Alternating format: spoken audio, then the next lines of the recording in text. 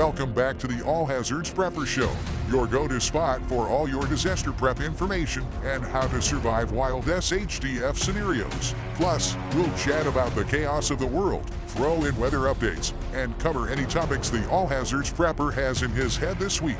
Don't forget to hit that subscribe button on your favorite podcast platform and join us on social media. Now, let's welcome your fearless leader and the brains behind the All Hazards Prepper, Blake. Hey everyone, hope everyone's doing well. Before we start the show today, super excited that we had Chris, the emergency expert, well-known prepper in the field, great emergency manager, great dude. He's going to be on the show. Keep listening. We definitely had a great conversation. I got to geek out on all things prepping, emergency management, and the threats that are going on today. Super exciting news, something I've hinted for a little while now, but finally has come to fruition. And that is the All Hazards Emergency Management Group, LLC. The All Hazards Prepper kind of fits underneath it. It's our All Hazards Prepper is our social media platform, our podcast, which I've loved doing over the last year. But I'm ready to expand and ready to get out into the field to help your household, your family, small business. Maybe you are you have a wedding venue or some sort of event venue, a theater, a racetrack, house of worship, a church, something of that nature, or really just working on personal preparedness. I am here to help you. This is what I do on a daily basis. I'm an emergency manager. I do this every day for an organization, a large-scale organization, and I want to go out and help you as well prepare.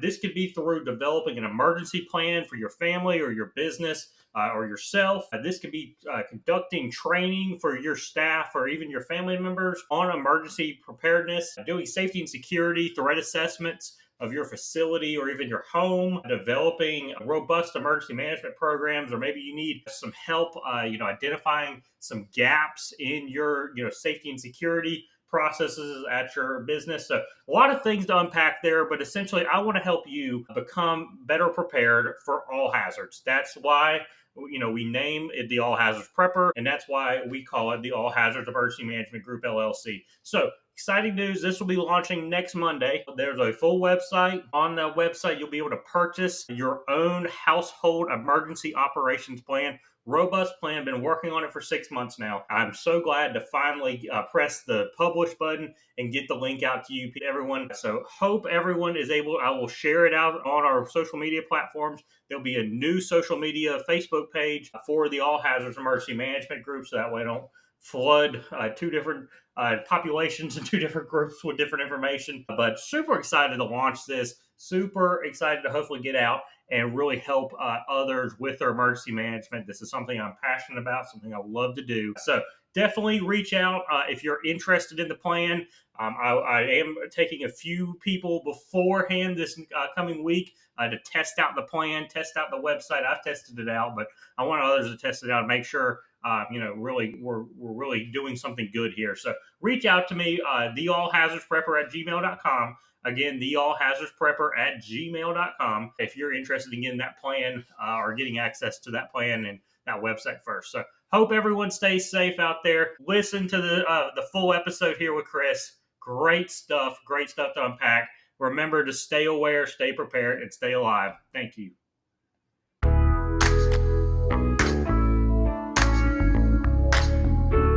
Welcome back to the All Hazards Prepper Show. This is your host, Blake. Hope everyone is staying safe out there. Today, we have the emergency expert. We have Chris, the emergency expert, well known in the prepping community. We literally were just talking for about 30 minutes beforehand, and we're like, we need to press the record button. So we're here now. So Chris, just kind of for our viewers, you've been on last year, but for the viewers that maybe just tuning in, just finding out about you, tell them a little bit about yourself, your background, and what you do as a prepper. All right. Yeah. Thanks for having me on again. I'm really excited to be jumping on. 2025 is already kicking off with a very strong year for emergencies. A little bit about me is I've always kind of been a prepper. I had my first earthquake experience when I was 4 years old living in California. And that's when I kind of put together my first little go bag with a bunch of toys and I think one pair of underwear, and I was ready to go if something happened. But really what ended up happening is I got into things like Boy Scouts. Went through Eagle, got my Eagle Scout, joined the military, did the Marines, was kind of in the special operations realm with a force reconnaissance company. And I served in a bunch of different billets there, both, on the teams as a scout sniper and then working in some other shops in the military as well. Got out, did a little bit of contracting, came out to Pennsylvania and with my wife and started a family while she finished up her schooling out here, and then got into emergency management. And I've been doing emergency management in some capacity for over a decade now, whether it's as a safety security manager for a large hotel slash resort conference center, or doing checking SOPs and security protocols and doing threat assessments for government facilities. Like, there's always been some aspect of that, but in the past 3 years plus, I've been working for a county with over 500,000 people as an emergency planner and as an emergency manager. And it's really opened my eyes up to understanding the role of government in how we as individuals should be thinking about how we need to prepare and looking to the future and future threats that are out there, because most people have no clue how the government operates. And we see this time and time again when disasters happen. People are, where's FEMA? And it's like, first off, FEMA's not there unless your state or is requesting them. And there's just so many things out there that people just really don't understand. And that's a big reason why I went to the county government side on the emergency management, because it is like the perfect in between the very intimate side of local emergency management in a community and the very top end with the federal emergency management side. I get to kind of play around in both sides of that spectrum and really see what's going on and get a much better understanding, much like yourself. Perfect. Thank you, Chris, for that. Yeah, we were just talking about emergency management, and I guess me, whenever people ask, what I do for a living, I'm like, well, I do prepping for an organization. That's what I do, and then I just take the prepping, and then I go home and do prepping for home and for me and my wife and my family. So I this is what, like Chris, I live, breathe, emergency preparedness and all the realms and things with it. So. Chris, you said a few things there. We'll definitely come back to talking about, Perfect. People relying on government and relying on FEMA. We'll talk about her. We're talking about Hurricane Helene a little bit, and that's something that's affected my state here in North Carolina. So we'll definitely call back to that. So first, we want to talk with Chris about his new training website, his consulting he's working on. So Chris, can you talk to us about what you're doing there, what services are offered, and really, the training that's out there for that you've been offering. Yeah, I mean, so the most recent training I've done is with the a bunch of guys from the internet that all got together and decided to do essentially community day. And that was the Carolinas Capability Group, Capability Co-op. And so I was down there for that, and I got to meet a ton of people and have a great time at that. But me personally, I just about launched my business, Get Prepared Together. And what it is a direct source to be able to work and talk with someone who is in emergency management that has an extensive background and that can help you make some real-time decisions, understanding the systems and the things that dictate our lives. And what most people, don't really realize, at least consciously, is that we are all integrated to these systems. And it's when these systems start to fail that people tend to panic. And so a big portion of how I'm teaching emergency preparedness to my clients now is on a one-on-one kind of mentorship basis, because as you know, and as I know, prepping is a very personal thing. And the more we see people kind of putting out these laundry lists or videos where it's like, well, this is how you should do it. It's like, it does if people live in your environment and are dealing with the same issues you're dealing with. For some people, certain solutions just aren't available for them or won't work for them. And so a big part of that is being in having such a diverse background, living in so many places over my lifetime, I feel like I really have a good way of describing and helping people build systems that make sense for them, rather than just listening to someone who says this is the best and going with that or the most expensive option out there. Because a lot of times you can do things for a lot cheaper that actually are better because they're simpler and easier to fix, and they don't require a company that may not be available to come out during a disaster to, fix a filtration system or fix a water pump or fix whatever your power solution is. And so a lot of that is just helping people figure out these systems that work for them, and guiding them along the way to do that effectively. Perfect. Yeah. So definitely a lot to unpack there.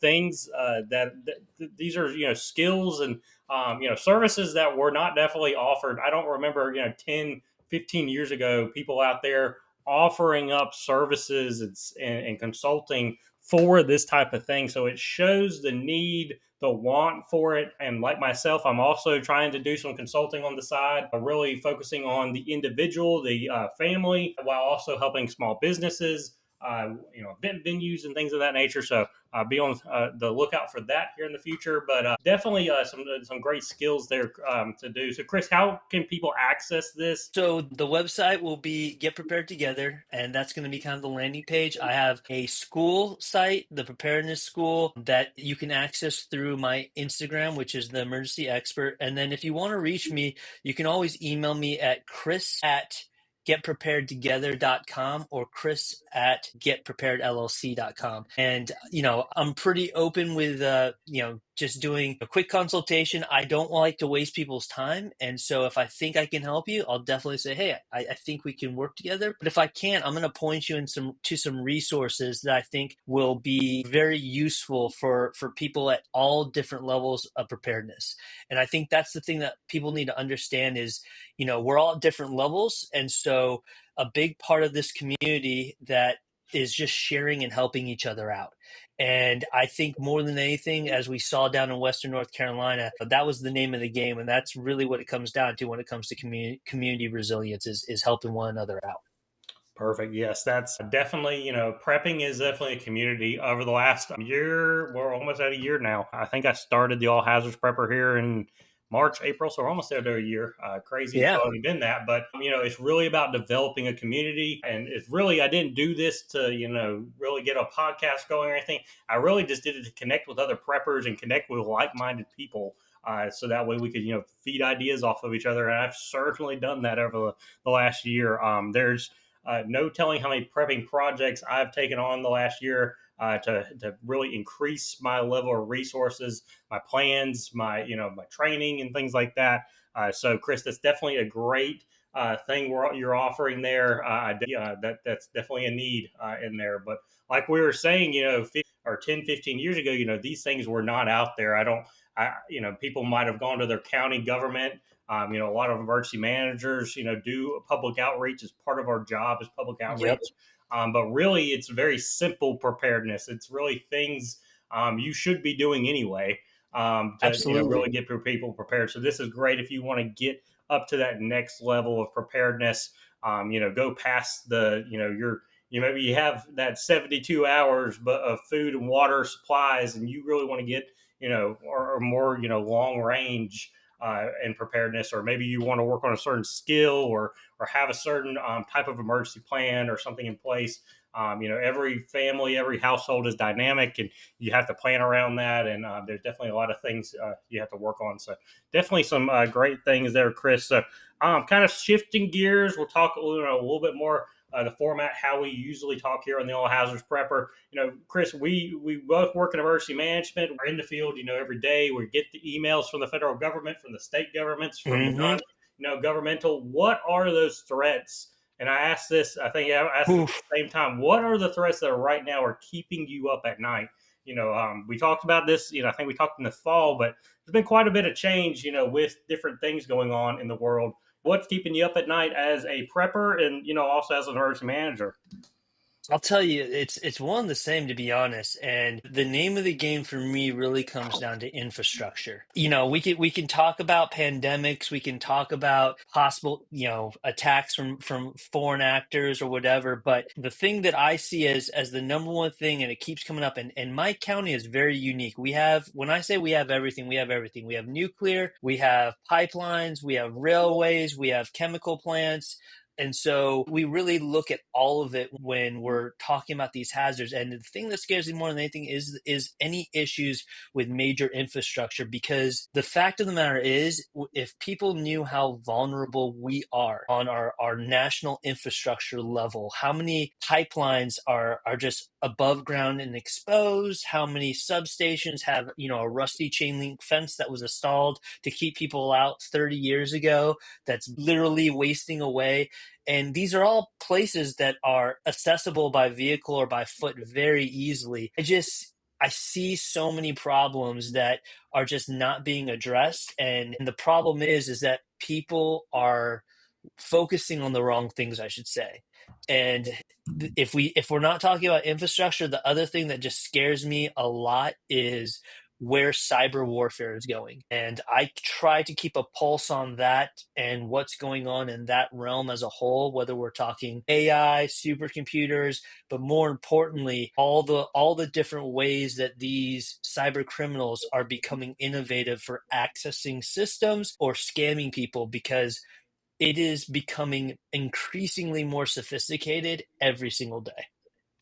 Yeah, yeah, definitely two things and I think I share the same opinion there of what keeps me up at night is those utility failures, whether they're Yep. by design or by, just accident. Our Yep. utility systems here in the United States are unfortunately, most areas of the United States, they are very, just a little something can cripple it.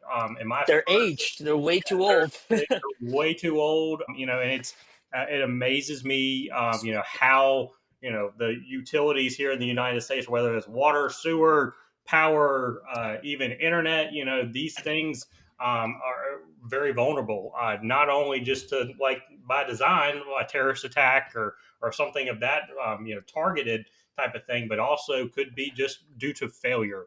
Um, Yeah. it's definitely something that a lot of people, a lot of preppers are out there talking about natural disasters and pandemics and stuff like that. And yes, those are all hazards that exist. I talk about it as well, but these are the things that really you have to think about. What if I'm without water for a week? Because we've seen that. Or what if I'm without power for a week? Just in the county below us, in Moore County, North Carolina, just 2 years ago, last year, there was a deliberate attack on the power grid system, and it Yeah. caused them to have Substation. power. Yeah, the substation, and it caused them to have power outage up for I think 2 weeks, somewhere at a month almost, just because Yeah. they don't have It that was a substation there. That substation attack was very interesting, and we've seen attacks like that before. We saw the one in California back in, I want to say it was 2012, that was very well coordinated. They were using 7.62 cartridges, I believe, for that one, and they knew exactly where they were,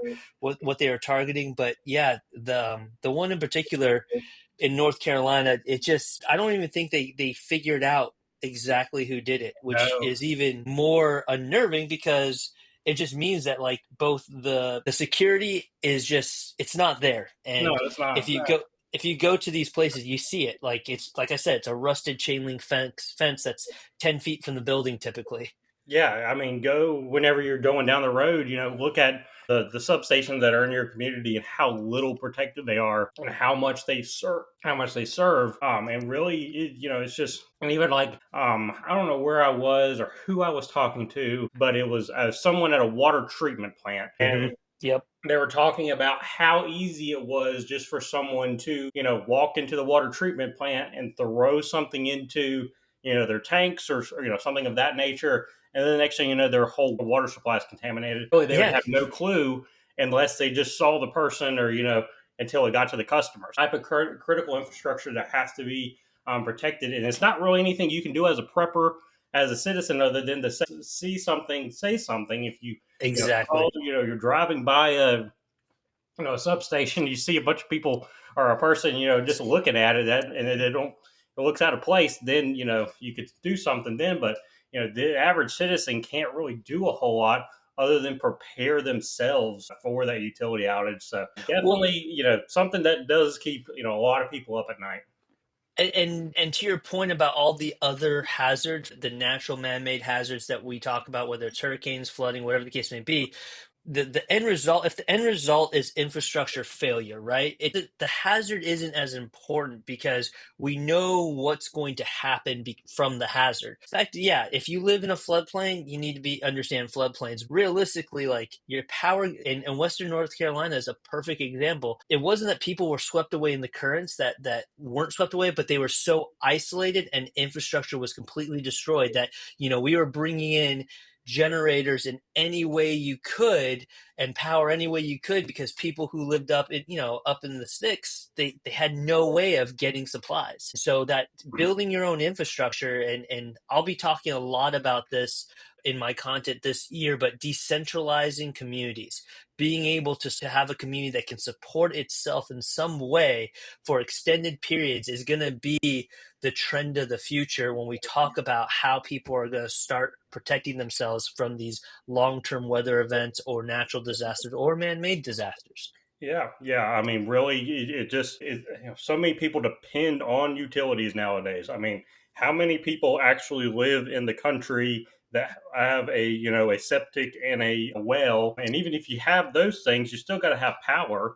So Yeah. so many people are dependent and do not know what they would do if utility was out. There was just the other 2 months ago in the city I work in, there was a mass water outage because some contractor hit the main line, and we were without water for I think about 3 or 4 hours in some parts of the town, and then we were on boil water advisory for a couple of days. And people they were in panic. They went as soon as they got notification. They're at Walmart buying all the water up. It amazes me how many people just don't carry that much water at their house, but that's the case. People go out and panic buy, and it creates a whole different issue. But like we were just talking about, critical infrastructure is definitely something that is needs to be prepared for. And two, if you're a small business or a business that's listening and you don't have a plan for how you're going to, if you use water, you probably use water for your operations. If it's just going to the bathroom and using the sink and the toilet, you're using water.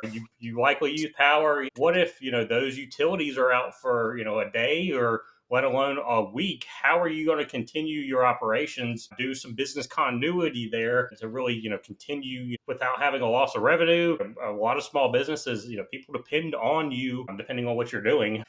Having those plans in place or, contacting someone that can help you do those things is definitely vital. And important, and not only for us, continue your business, but it's also for your employees, for the people to depend on you, and places like that. So definitely a good discussion there on critical infrastructure. The cybersecurity thing is just as scary, and I've been Because it could also go trying. to infrastructure too. It, You know what I mean? Like that's yes, another way for them to target us. yes, And it it's is infrastructure. I mean, how much? I mean, even just looking at water, power, all these things, cyber is used in all of these things now. I know in North Carolina, Duke Energy can actually control the power grid. So if you were pulling up on a call and the power line was off or something, or sparking and it's down, they can actually remote into it somehow and kill the power to it. A whole different crazy thing to think about. But well, cybersecurity is so connected into this. So yeah. they just found all that essentially like malware slash spyware Mhm. from those Chinese power terminals that they knew that they could do the same thing that you just described Duke could do. If they wanted to, they could access it remotely and turn it off. Yeah. And so it presents, we've connected so many of these systems in so many ways to allow bad actors in. And the problem is because they're aged systems with new technology, it's so much more difficult to reinforce and protect them than it is with a brand new system that has been designed from the ground up for, the era that we're currently in. There are so many bad actors out there, let alone take away China, Russia, governments that could do something. Bad actors, as in hackers or in these groups. You see these hacking groups all the time. Hmm. They have no affiliation to any government, any political motive, other than they just want to target, these systems and see what they can do. It's a game for them. Um, Yeah, and they usually charge ransom too. I yes, know they, I yes, know they, Bucks County up here got hit, and I think they paid some money to get their systems back online. I've heard, governments are buying insurance for these Yep. types of ransoms because it's they can't go and buy or protect what they have, so it's easier just to buy the insurance to, pay the ransom if something was to happen with all this data. We see, data being leaked all the time. Just the other week, I saw that, there was school systems use a thing called Power School, which it has literally every student data point that you can think of in there. It was hacked, and all the information was leaked. So just things like that can be hacked and leaked all the time. Again, by design, or it could be just by human failure. There's still human interaction with cyber. With cyber, you're still humans doing things to make cyber work, and things can go wrong on that end. It could be And a operated. lot of it is social engineering, whether it's the text message saying you have a package from USPS or some phishing attempt email thinking that, you got an email from your boss that you need to respond to, and you click the link, and all of a sudden you've opened yourself up to essentially someone accessing your computer remotely. So and the problem is too is that the country is still so uneducated about digital privacy and security. And I don't know how many times we need to see like a 14-year-old get bullied or commit suicide because someone's going to expose pictures from Snapchat on the internet unless they send them $5,000 and all these other things that go along with that. It's very scary that we're not being more conscientious about our privacy, and everyone is so willy-nilly just putting their lives online. Yeah, yeah. It amazes me just how, little, and I've been trying to find if someone is listening to the show and they are in the cybersecurity realm field or something. I've been trying to find for months somebody with some cybersecurity type mindset that could come on and really talk to our viewers about what they can do personally at home to protect themselves, because again, that's where preparedness starts. And really, like you said, Chris, people are so uneducated about just having malware, spyware on their computer. I just got a new computer before Christmas, and that was the first thing I did is wanted to go and download Norton on the computer, so that way it's protected, or on my phone using VPN as well. I mean, there's so many different things out there too, and I think a lot of the problem too is not the people aren't educated against it. It costs money to protect yourself online often, and it's so saturated. There's so many different things out there that you can do, and people just they don't care to do it, or they don't care to mess with it and do the research, so they just put out whatever online. Yep. Perfect. So, is there anything else, Chris, that you're seeing in the, maybe a little bit more specialized, what's some natural things that maybe seeing a little bit more often? Here's I what definitely here have some, here's but Here's what I'll say is that if you look at weather data and events, we are seeing it's no longer the 3-day events that everyone plans for with their bug out bags and stuff like that. We're seeing extended weather events. Helene was a perfect example of this, where we're now months into it, and it's still considered a major disaster down there in some of those areas. And so if I can tell people anything is, you can't plan for an event only being 5 days anymore. We saw supply chains disrupted during lockdowns, and that show that we need to be more conscientious about stocking stuff longer term, so that if toilet paper runs out, you got some in reserve. And then we need to be more conscientious about these events that in the weather that are becoming more extreme in terms of the amount of water or snow or things coming at us, fire, and then them lasting longer time periods. And I just cannot stress this enough, regardless of how you feel about why that is, because everyone has their opinion on the internet about, weather and things of that nature. The fact is it's changing. And we can see that in the data that we're tracking over these past 30, 40, 50 years.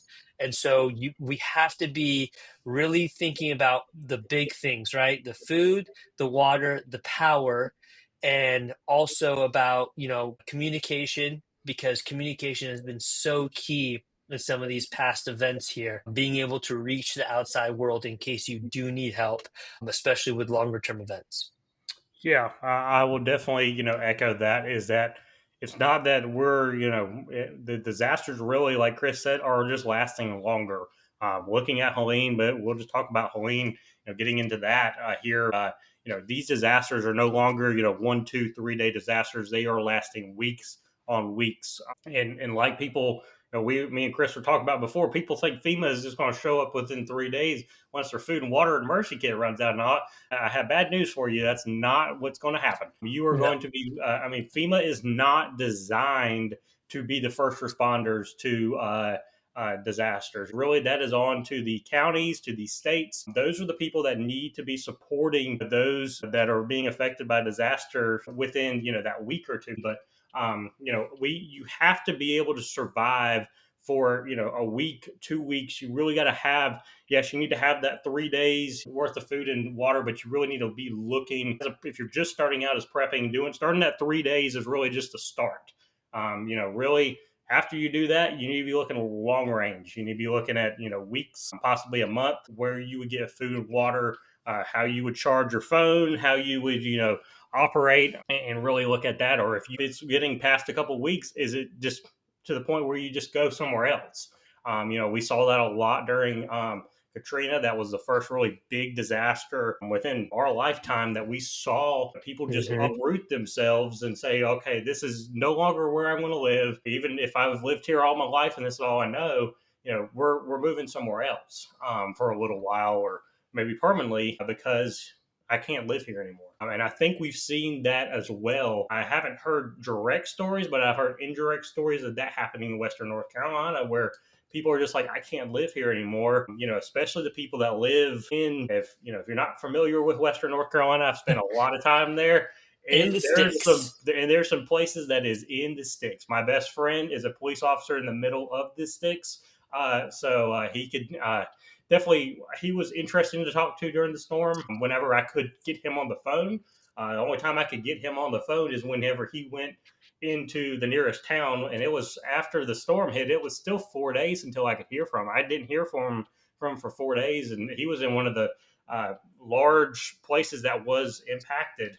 Not large as in terms of where he was, but just it was a lot of impact. But I was Yeah. talking to his dad, and his dad was like, "Well, I can't get in touch with him too." So, again, going back to communications and having plans and stuff. I think a lot of Hurricane Helene is a great example of why we as preppers, as emergency managers, we don't need to just look at that 3 day aspect. We need to look at that long range aspect. If we're going past a week, how are we going to survive as a community or as a family or as an individual? It definitely makes it interesting to really break that down and look at that. And I want to do like a slight tweak to what you said, if you don't mind. You said like FEMA's not there to show up right when the disaster happened. It's the state and community. But let me, in my opinion, as someone who's worked in multiple levels of the government, you guys, you're the first responder to Yep. anything. We are the first responder. You should be operating your own little emergency center and know how to set that up when things happen. So you could be collecting information, you could be checking up on people, and you should be having your stuff ready and staged. So if you need to go, you can go. But if you need to stay, you got the stuff you need to hold out until someone can get to you. Yep. And, you cannot rely, the old saying goes, right? When seconds count, helps is minutes away. And that could not be more true for a disaster, because if you can't do it for yourself, you're at the mercy of people that may not even get to you in time. Yep. And it's not because they don't want to, it's because there's probably so many other people that they're gonna prioritize simply based on proximity, or based off of the volume of calls, or who got into the call log first. And so it's very important to realize that it's on you. You are the first line, and probably a lot of times the last line, unless you get really, really lucky, like a lot of people do. Yeah, well, I echo what you say. It's really you are your own first responder. You have to have those resources, you have to have the training, you have to have the knowledge when these disasters happen. Not relying on other people that could be minutes or they could be hours or days away from getting to you. I've been in emergency operations centers where we're in an active disaster. People are calling in, and the dispatcher is having to figure out how are we getting to these people, are we going to get to these people, what's the time frame, and allocating resources. Talking about a hard job there as a county or in a city, allocating those resources is definitely difficult. So if Yeah, you're because able it's to decrease our decision making and decrease the call volume, that is definitely a benefit for your community. well, and the thing I always look at is prepping is peace of mind insurance. It is literally, it's an insurance policy that I control. I never have to call up a 1-800 number and go, "Hey, this happened to my car, can you fix it, or can I get money to fix it?" I don't have to do that. An insurance policy to ensure that if something happens, my family and I are safe for X amount of days. And that's really how I look at it. Is, to me, my metric is, if something happens tomorrow and everything gets shut down, how long do I have before I have to start going outside of my home to acquire more resources and compete with other people out there? Because if you look at history and you look at historical evidence, the communities that are able to hold out for long, extended periods of time are the ones that survive, whether it was inside of a castle wall or whether it was isolated in the wilderness somewhere. The ones that could hold out on their own were the ones that eventually were able to get help or help themselves get out of the situation. Exactly. Yeah. Yeah. Definitely good to that. I didn't never even thought about that. Is looking at past historical events and looking at how those people survived and why they survived is because they were self reliant and they Exactly. had the stuff, and that term self reliant nowadays. There's there used to be a larger population that was, and now that Yes. population is so dwindled. It's we can you can probably count on a map of where in your state, where I know emergency managers do this often. Where in your community are you going to need to send more resources because those people are not self-reliant compared to the places in the community that they are self-reliant, they have been through disasters, or they're just naturally self-reliant. You're not going to have to send as many resources to that. So definitely great points there, Krista. Really, we could write a book on this type of stuff and dive into it. So, good discussion there. Talking about resources as well, what are some resources that maybe we didn't cover, last time, or really, or maybe things that you thought over the last year? What are some things that people could easily get that are good to have on hand if they're just starting out or been a prepper for a little while? I'm going to tell you, everyone who's listening to this or who gets a chance to hear this, you have so many free information resources out there. I cannot begin to describe the level of information you can acquire. And what I would recommend is be wary of the YouTubers and go in to actually look at the plans in your area, specifically the hazard mitigation plan. And in that, there's something called the THERA. And so these are the threat assessments of the hazards and threats in your area. Because the thing is, I see a lot of people planning and preparing for things that aren't necessarily a direct threat or hazard to them, because that's what someone said. You need to worry about the Russians invading. What you probably want to focus on is, what's the things that are hitting you every single year, or what are the big events that have hit you in the past, like a supply disruption, or like an infrastructure or a blackout, and focus on those specifically. So that hazard mitigation plan is going to give you that 30,000-foot overview to really allow you to see what your tax dollars have paid for in identifying the threats in your community, and then also what your community plans to do and the lifelines and services in that to support you. Because once again, community is everything. If you do not have a resilient community, you're going to have to start going outside the community to get the things you need, especially in a disaster, and that takes time and additional resources.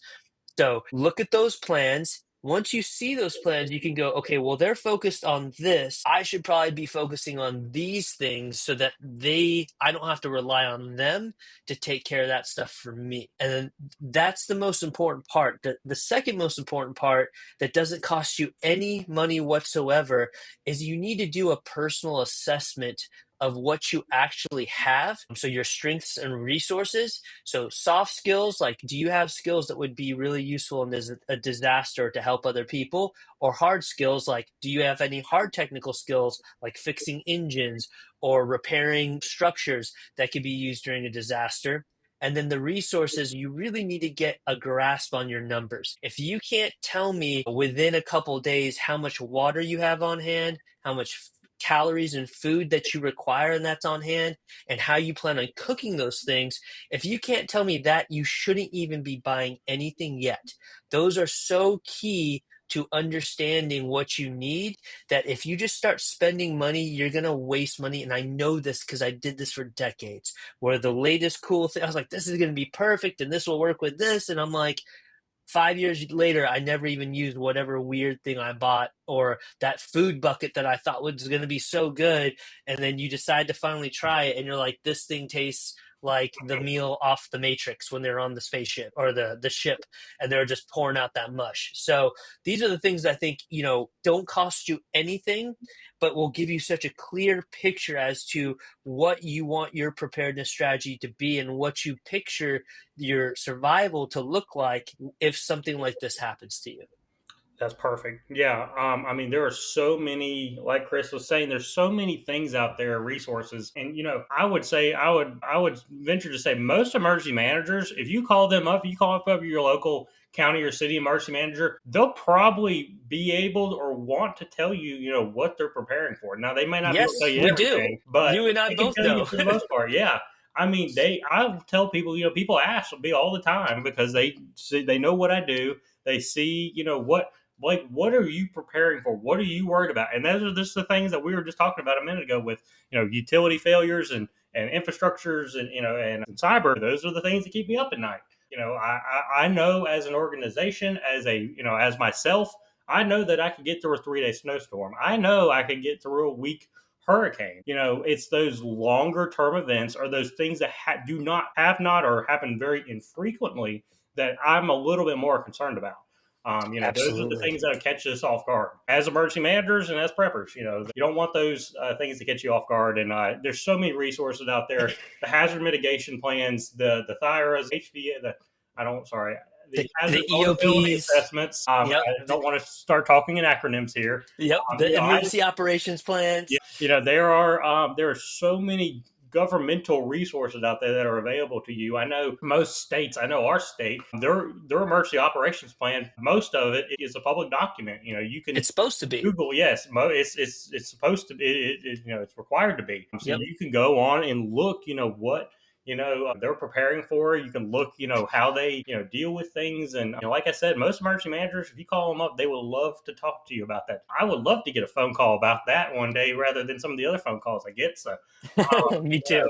we like helping citizens and telling them what to do. And like Chris said, resources, print material, stuff like that. That's something I've been working on the last few months. I'm kind of building a prepping library. That way I have different things because I've been saying a lot. Google's not going to be available during a disaster, especially the long range ones. So having a little library of knowledge, things that I don't do every day, or I don't think about every day. Having that stuff built up is definitely great. Me and my I'm gonna wife. throw Yep, go I'm gonna ahead. throw out two more cookies for everybody. These are completely free because we don't try to hide the secrets here, right? So the first one, if you go and you search nationalarchives.org, Yep. you can download books for free. I have downloaded hundreds of books from everything from classical literature to military strategy to do-it-yourself guides, prepping, all these books. Obviously not everything on there you're going to be able to download, but there's tons of PDFs. I have a digital library of over 1,000 books focused on prepping, preparedness, history, all these things that kind of work within the same realm and mindset of what we talk about. And then in addition to that, that National Archives, you can also now download the entire scope of Wikipedia off of, if you put in Kiwix, Kiwix, they make it so you can download Wikipedia. It's 128 gigabytes. And in addition to that, they've already pre-packaged certain packages that are specific for preparedness, for medical, for things like that, so that you have it in one place and you can download that. And, this is going to cost you maybe I think it's for the smaller packages, they're like $15. But then you have essentially, the modern day version of the Encyclopedia Britannica on a thumb drive that you can share with anyone you want and is available to you at any time as long as you have a computer that you can turn on. And those two resources right there will give you so much, really, so much good information and places to start when you're really trying to think about this stuff. Yeah, there's a lot of different stuff out there. It's amazing what's online. There's amazing what's just going and looking at different things that are online. There's a lot of different resources out there. So Chris, kind of wrapping up, what do you want kind of the final take to be? What are some of we talked about a lot of things here. What's your kind of final thoughts moving forward over the next year as a prepper? My final thought is you need to be building community around you. The more people you have working together, the easier it is to accomplish anything in life. It doesn't have to be prepping. This is just life advice right here. And so it's so important to have and insulate yourself and others within a community that you can rely on with other people when things get tough. And that starts at the baseline grassroots of getting to know your neighbors, building relationships, building rapport, helping one another out. And to complement that, I would tell everybody who's listening to this, who's very interested in preparedness, to think about systems, the systems that you run in your personal life, because we all have systems, they're habits and schedules and things we do every day that we repeat most often, but also the systems that dictate you to be able to have your life, like infrastructure, like all these things that we've been speaking about, and understanding that if those systems fail, you then have a responsibility to know how to take care of your family and to take care of yourself. That is what this is all about, because emergency preparedness leads to regular preparedness, and regular preparedness is the gateway into self-sufficiency. And that's where, if you're really serious about this, where we all want to get to is being able to be our own system and not have to rely on anyone or anything, but rather choosing to participate in society when the time comes. Yeah, that's perfect. So yeah, I mean, community is key in emergency preparedness. If Chris and I both are emergency managers, community is huge. It's the biggest thing. It's not about what I know. It's about who I know. It's about who I can call and say, hey, I got this going on. Can you help me with your resources, your skill set, and all of that? Same thing with prepping. If you could, call up on somebody, say, you're not, a good radio expert. Radios and communications is vital in prepping, but someone that has a ham license or knows that type of stuff. If you can call them and say, hey, let's talk and let's figure out how I can use, if you can use my resources, I can use your resources, piggyback ideas off each other, really build the community that way. That is going to be vital during long and short-term disasters. So Chris, I am so thankful that you were able to come on today.